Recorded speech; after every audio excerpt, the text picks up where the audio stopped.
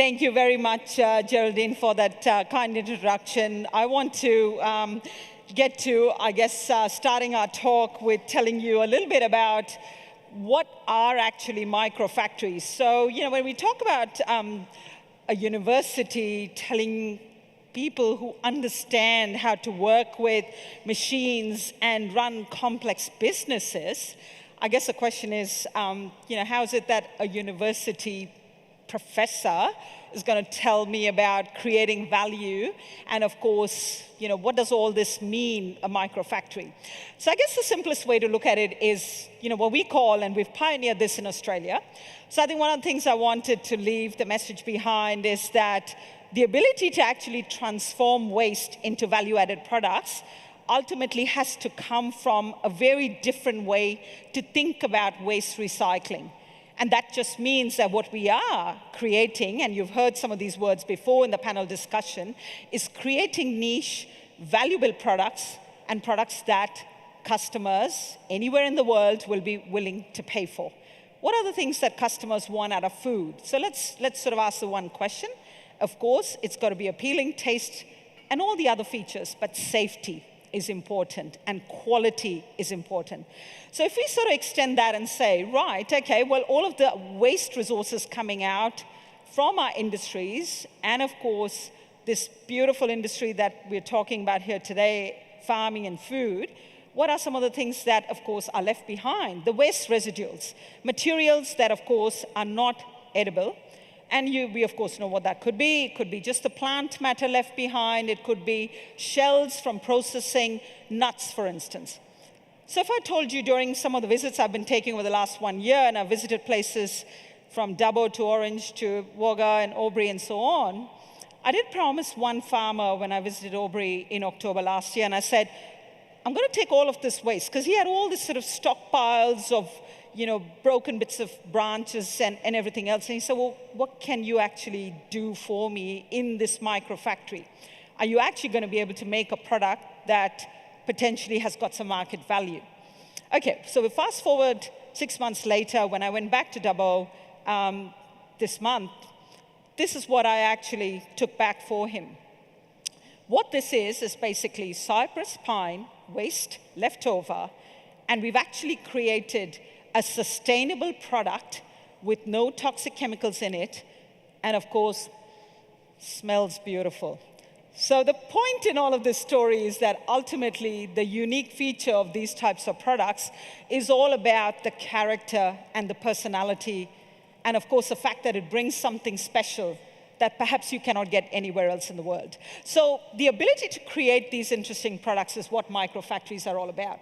It's about transformation of waste into value-added resources, but doing it through micro-recycling, where you actually recognize that there is value in different types of materials. So here's another example of what we've done with waste wood combined with plastics. So if you've actually got a lot of materials that gets left over on the farm where there might be plastics and combination of wood, you might go, okay, well, if I had a mixture, could I actually produce these types of products? And then you might say, well, what's the purpose? What's the point of all of this? What we have shown in a nutshell is that we've got these products that are absolutely fit for purpose when it comes to putting them into building applications. So you can imagine that if you wanted to be able to sell Australia's beautiful flavor, not just in the form of the food that you might be on selling, but Australia's beautiful flavor in terms of the products that they can put in their homes, the people across the world can be part of what comes out of our farms, then of course you're giving them something that they can put inside their homes, perfectly safe, with no toxicity in it. So that's really, I guess, the message that I wanted to leave you behind with. I'll show you another one of my favorites, and then I'll tell you a little bit of how we actually do it. Now, you might look at something like this and go, oh, brown, this is my favorite drink, coffee. And what have we put in it to get that brown color? We've actually put in waste coffee. We've combined waste coffee with waste glass.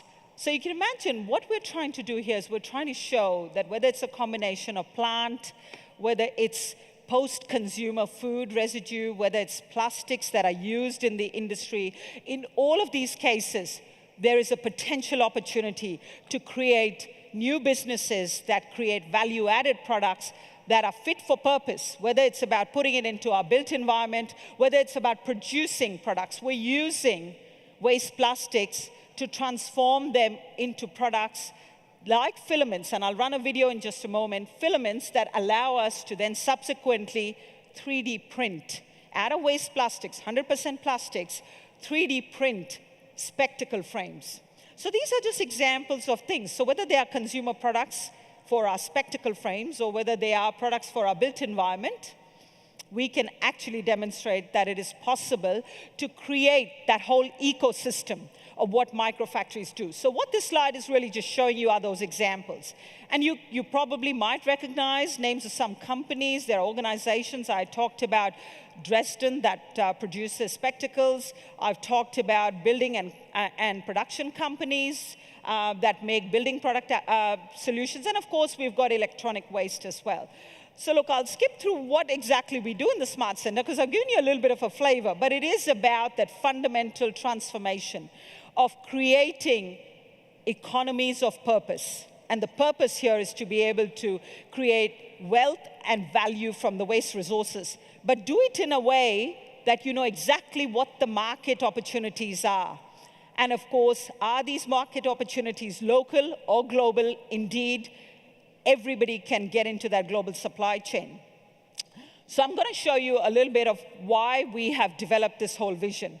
It's very much about decentralization, creating microfactories that could potentially be located in a whole range of communities that produce products from waste resources. So you never have to worry about, what am I going to do with this pile of plant matter or broken bits of glass or plastics, or indeed textiles. So I'm going to just show you very quickly as to what we have achieved over the last few years at UNSW in transformation of waste into value-added products. And indeed, here's an example of what our microfactory looks like at UNSW. And you might say, yeah, well, it is awfully small. Well, yeah, it is a microfactory, so yes, it is awfully small. It is 50 square meters, but you might say, well, really, how can you actually produce products, and why are you bothering to make it on a small scale? But that's the nice thing about microfactories. Scalability is part of the feature. So if you want to be able to produce small quantities of plastic filaments, and I'll play you the video in just a moment, from 1 to 20 to 50 to 100 kilograms per hour, that's the beauty of it. It's that economies of purpose that I mentioned before. So what this video shows you is basically how we start with waste plastics coming from our printers. Things that we have in our homes, 100% waste plastic from printers. And of course, people say those are difficult plastics. They're difficult because they're really good quality plastics. So there's the key word again. If they're good quality materials, why do we say they're hard to recycle? Well, actually, this is the point here. They are actually valuable plastics that are there in our printers, and we're simply throwing it away, sending it to landfill. And what we're showing you an example here live in our own microfactories. We're producing plastic filaments, and we are then feeding those plastic filaments that you see in the middle of your screen into the 3D printers that are, of course, able to print products. So can you imagine in the future where you're actually printing your parts, your components for your machineries? You're actually doing the refurb, retrofit. You're doing all of that where you're literally able to make your parts and components in-house. And I think, to me, that's the beauty of what microfactories offer. And you might say, well, okay, well, this is all very good. You know, maybe you can have a big plastics company that can do that. Yes, we've got waste plastics producers who are now taking on this capacity of microfactories. But to me, microfactories are agile and flexible enough that you can actually put them just about anywhere where the waste is being stockpiled. So I'll move forward and show you some of the other products that we've been making. So here's an example that I was telling you about earlier, that we've produced different types of particle board alternatives, flooring, walling alternatives. So if I said to you, what happens to all the waste textiles and products in so many different communities across the country? Well, of course, the problem is you've got Vinnies and Salvos and others who have to deal with it. And as you may have heard, a lot of those waste textiles end up in landfill. And that is a problem. But what if I actually mentioned to you that this panel that you're seeing here is made partially with waste textiles in it. So here's an example of a perfectly strong panel. And remember, all of this research has been done in Australia, patented in Australia. So I think, again, we need to be proud of the fact that there's some fabulous science that happens right here in the country. It's about us supporting each other and understanding how we might be able to bring these ideas to life. So look, I'm going to leave it there. I just wanted to be able to, I know time's a bit short and I've run through some of these examples, but I just wanted to leave you with a few sort of things that you can ponder and think about, things that might be relevant in your communities or in your towns where you might think, well, if I've got flooring panels that I can make with a combination of waste glass and textiles. And here's an example of panels, acoustic panels that we've produced that absorb sound at 100% waste textiles. So next time when we're actually throwing away our old clothes, we might want to think about the fact that there's a lot of value in those polymers that make up the materials that go into manufacturing our clothes. And just because they've reached the end of life as garments and clothing items doesn't mean that they've come to the end of their purpose. So it's all about economies of purpose and creating new value-added materials and products, both from the point of view of looking after our environment, looking after our planet, but importantly, creating a whole new way of doing design, production, and manufacturing through microfactories. Thank you very much. Thank you.